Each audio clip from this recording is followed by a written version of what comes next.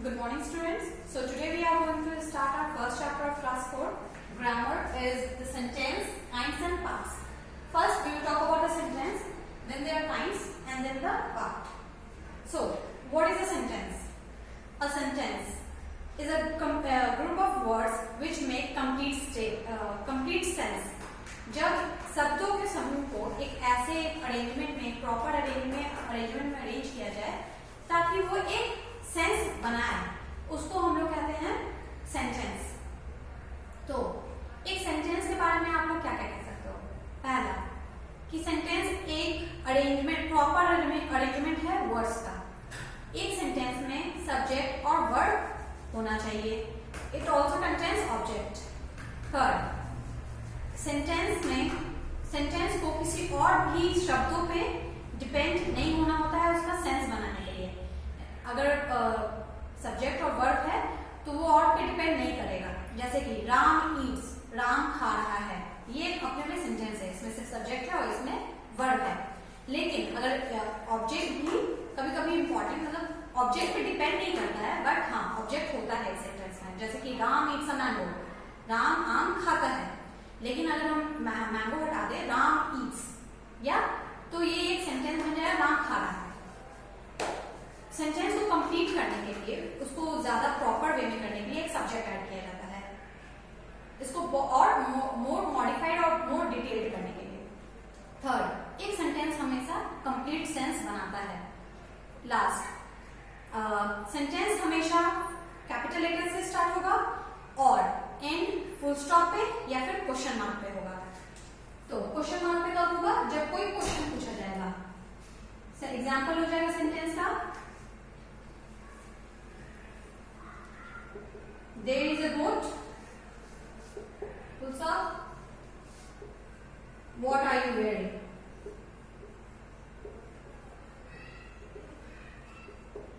ये दो सेंटेंस है।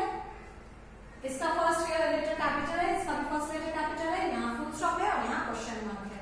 इसमें क्वेश्चन मार्क इसलिए है क्योंकि ये क्वेश्चन सेंटेंस है, इसमें क्वेश्चन पूछा जा रहा है, और ये नॉर्मल सेंटेंस है that contains subject, verb and object. तो एक सेंटेंस का नॉर्मल ऑर्डर होता है subject plus verb plus object. Subject वो जिसके बारे में बात होता है, जो डूअर होता है सेंटेंस का, जिसके बारे में बात किया जाता है या जो कुछ काम करता है सेंटेंस में। सिंपली सब्जेक्ट वो जिसके बारे में बात किया जाए या फिर doer of the sentence. Verb कोई भी ऐसा वर्ड जिससे सेंटेंस में काम होने का पता चलता है, कोई एक्शन होने का पता चलता है, उसको वर्ब कहते हैं। And third is the object. जैसे कि राम आम खा रहा है, तो राम हो गया सब्जेक्ट, खा रहा हो गया वर्ब, और क्या खा रहा है सेंटेंस को कंप्लीट करने के लिए क्या खा रहा है, तो फर्दर इसमें ऐड किया जाता है सब्जेक्ट, और यहाँ पे सब्जेक्ट हो जाएगा आम। तो ये हो गया sentence. Now we will move forward to the kinds of sentences.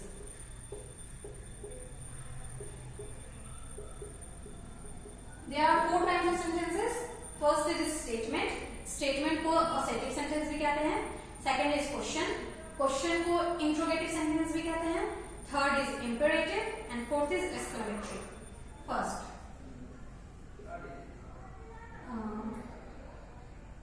statement,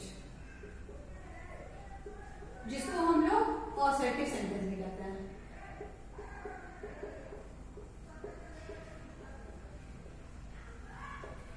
अगर किसी भी सेंटेंस में कोई भी तरह का डिक्लेरेशन होता है, कोई भी तरह का डिक्लेरेशन ऑफ फैक्ट होता है, या फिर कोई भी फैक्ट को या कोई ट्रूथ को बताया जाता है, या तो कोई फैक्ट को स्टेट किया जाता है, तो उसको हम लोग कहते हैं statement, normal statement.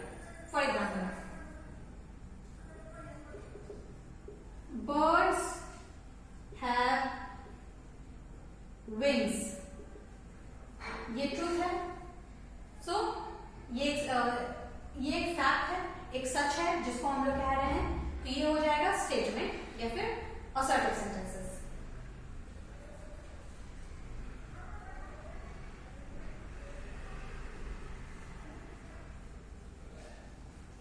The name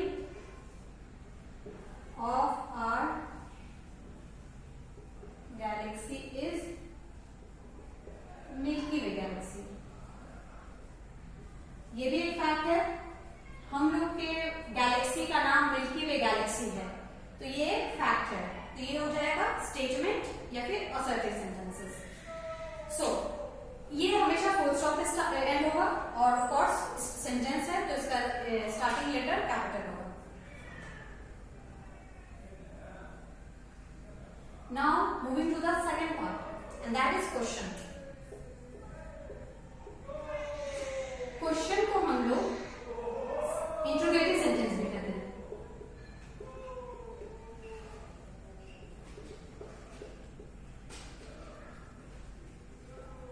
so what are interrogative sentence? अगर कोई भी सेंटेंस में क्वेश्चन पूछा जाता है, कोई सवाल किया जाता है जिसका हम लोग को आंसर करना पड़ता है, उस सेंटेंस को हम लोग या तो क्वेश्चन या तो इंट्रोगेटिव सेंटेंस कहते हैं। इंट्रोगेटिव सेंटेंस हमेशा एक क्वेश्चन मार्क पे एंड होगा, क्वेश्चन मार्क। सो एग्जाम्पल में what is your name, the basic example, तुम्हारा नाम क्या है?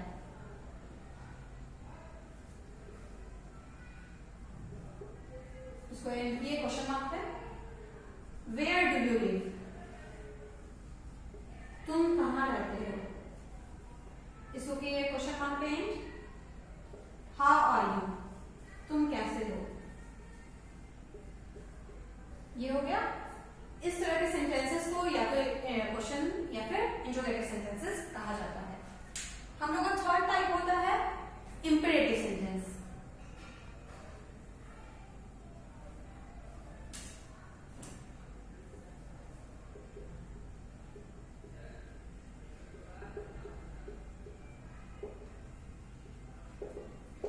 इंपेरेटिव सेंटेंस में किसी भी तरह का कमांड, ऑर्डर, रिक्वेस्ट या एडवाइस दिया जाए, किसी भी कोई भी क्वेश्चन पूछने से, कोई भी सेंटेंस पढ़ने से ऐसा लगे कि कोई कमांड है या कोई ऑर्डर है या फिर कुछ रिक्वेस्ट किया जा रहा है या फिर कुछ सजेशन या एडवाइस दिया जा रहा है, तो उसको हम लोग इंपेरेटिव सेंटेंस कहते हैं।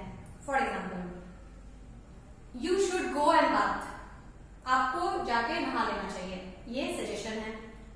You should walk daily for your health, आपको डेली वॉक करना चाहिए अपने हेल्थ के लिए, ये एक सजेशन है, इसलिए ये इंपेरेटिव सेंटेंसेस हो गया। Please give me a cup of T, please मुझे एक कप ऑफ टी दो, ये एक रिक्वेस्ट है, तो ये भी इंपेरेटिव सेंटेंस हो गया। Go and open the window, जाओ और विंडो को ओपन करो, ये कमांड है, तो ये भी इंपेरेटिव सेंटेंस हो गया। Go to the market and buy some cloth, जाके मार्केट में कुछ सामान खरीदो, ऑर्डर या कमांड, ऑर्डर है तो उसके बाद ये हो जाएगा imperative sentences. The fourth type is exclamatory sentences.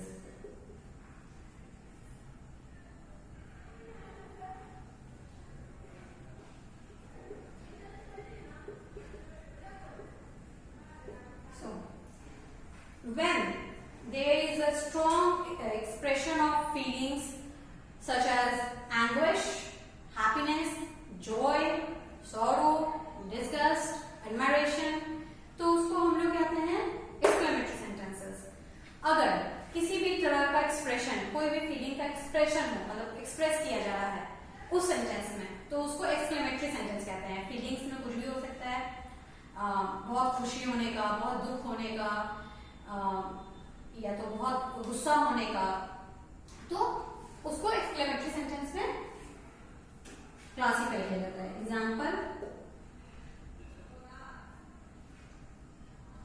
Really, this is good, सच में ये बहुत अच्छा है। How tall the building is, building कितना लंबा है, कितना लंबा बिल्डिंग है। Alas, I can't go to watch a movie,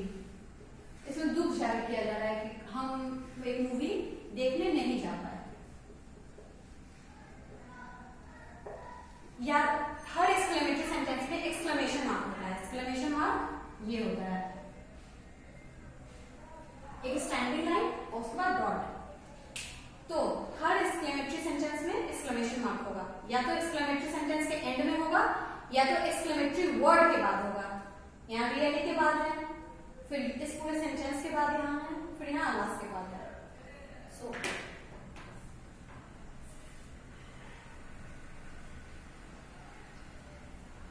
now the third part is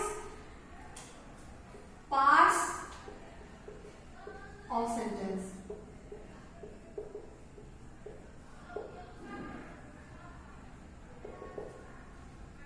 sentence में दो पार्ट होता है, पहला सब्जेक्ट और दूसरा प्रेडिकेट। तो subject, as I've already told you that subject is someone or something who does the work in the sentence or the doer। Subject उसको कहते हैं जिसके बारे में बात हो रहा है, या तो वो सेंटेंस में कुछ कर रहा है या फिर कोई भी एक्शन अगर परफॉर्म हो रहा है सेंटेंस में तो वो सब्जेक्ट करेगा, उसके बारे में बात होगा तो उसको सेंटेंस कहते हैं। Simply a doer, doer means काम करने वाला। प्रेडिकेट, सब्जेक्ट के बाद जितना भी वर्ड्स आते हैं उसको प्रेडिकेट में उसको प्रेडिकेट कहते हैं। प्रेडिकेट में सबसे इंपॉर्टेंट पार्ट होता है वर्ब। वर्ब जो कि इसी तरह प्रेडिकेट का इसेंशियल पार्ट होता है वर्ब, और इसी में अदर वर्ड्स। एक सेंटेंस में सब्जेक्ट के बाद जितना पार्ट रिमेन हो जाता है वो प्रेडिकेट में आता है, उसमें वर्ब भी हो जाएगा और अदर वर्ड्स भी आ जाएगा। तो वर्ड जिस वर्ड से पता चले कि कोई एक्शन हो रहा है या कोई काम करने का पता चलता है, जैसे हो गया ईट, प्ले, जंप, रन, ये सब से पता चलता है कि काम हो रहा है। तो ये सब सारे वर्ड्स को हम लोग कहेंगे वर्ब।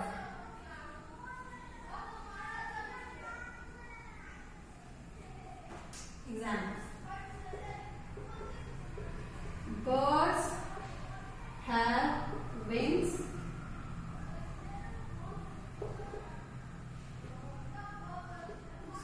विंग्स। तो बर्ड्स के बारे में बात हो रहा है तो ये हो गया सब्जेक्ट, और हैव विंग्स है ये सब्जेक्ट के अलावा जितना भी वर्ड्स हो गया ये हो गया प्रेडिकेट, और इसी में ये हो गया predicate. Second example, Ram eats a guava. Ram के बारे में बात हो रहा है, वो काम करने वाला है, खाना खा रहा है, गुआवा खा रहा है, दैट मींस राम है सब्जेक्ट, और बाकी सब हो जाएगा प्रेडिकेट, और इसी में आ गया वर्ब। सो यहां आपका चैप्टर एंड होता है। अब हम लोग करेंगे इसका exercise. So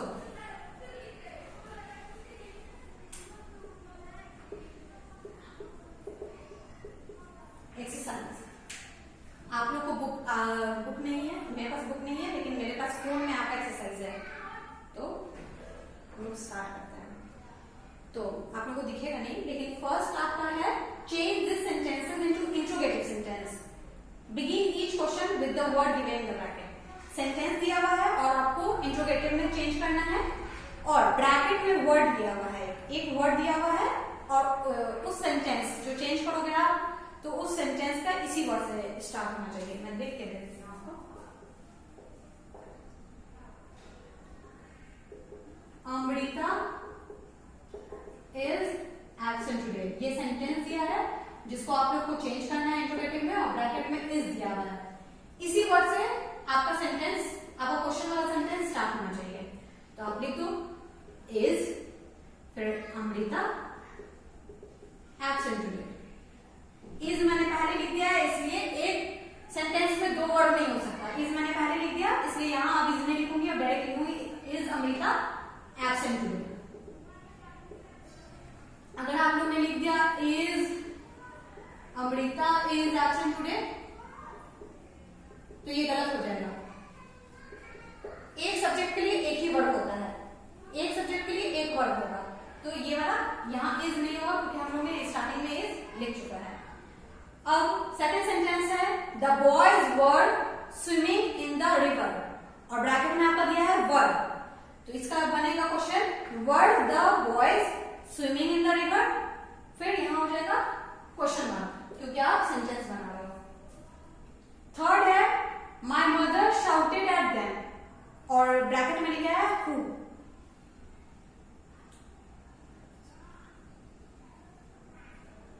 who shouted at them नहीं, begin each question with my mother shouted at them.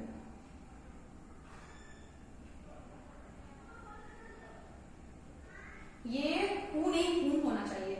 My mother shouted at whom या at whom my mother had shouted, यहाँ पे थोड़ा करेक्शन होगा। सो ये आप एक्सरसाइज कर लोगे। And second, arrange the words in proper order to make meaningful sentence, use proper punctuation marks and capital letters. अब एक आपको जंबल में लिखा हुआ है वर्ड्स, आपको उसको अरेंज करना है ताकि वो एक सेंटेंस बन जाए।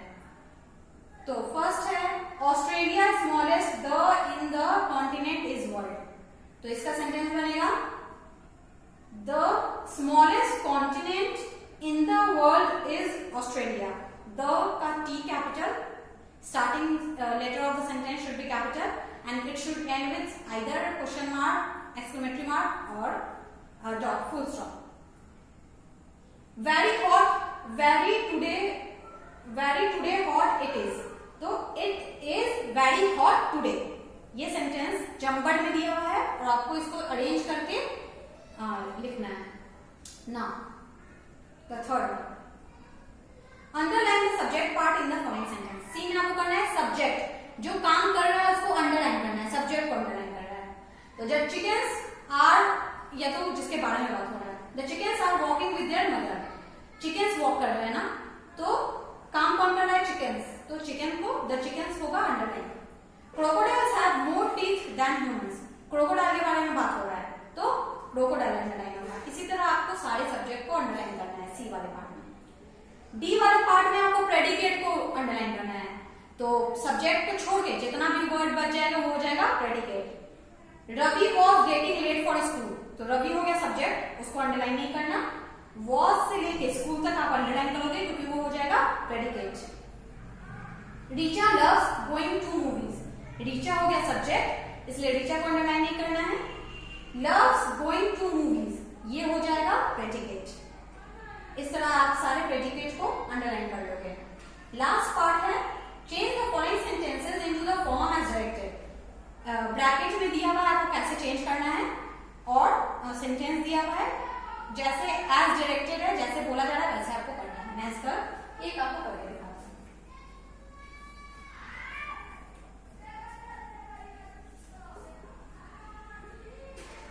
My friend is always fair, और ब्रैकेट में दिया हुआ है क्वेश्चन, आपको क्वेश्चन में चेंज करना है। तो क्वेश्चन में कैसे चेंज करोगे आप, जो भी वर्ड इज है उसको आप आगे ले आओ। Is my friend always fair, क्या मेरा दोस्त हमेशा फेयर होता है। वर्ड को आगे ले आया मैंने और बाकी sentence as it is divide कर दिया, तो ये बन गया क्वेश्चन। सेकंड है these players are tall and strong, second में लिखा हुआ है these players are tall and strong, तो R हो गया वर्ड, तो R को मैं फर्स्ट में लिख दूंगी, उसके बाद लिखूंगी are these players tall and strong and with question mark। सो ये आपको कंप्लीट करना है, आप इसको कंप्लीट करो, और अगर नहीं होगा तो मैं इसका आप फर्स्ट आप अटेम्प्ट करो और फिर मैं इसका एक्सरसाइज आपको दे दूंगी, सॉल्व एक्सरसाइज दे दूंगी। So it will and here only.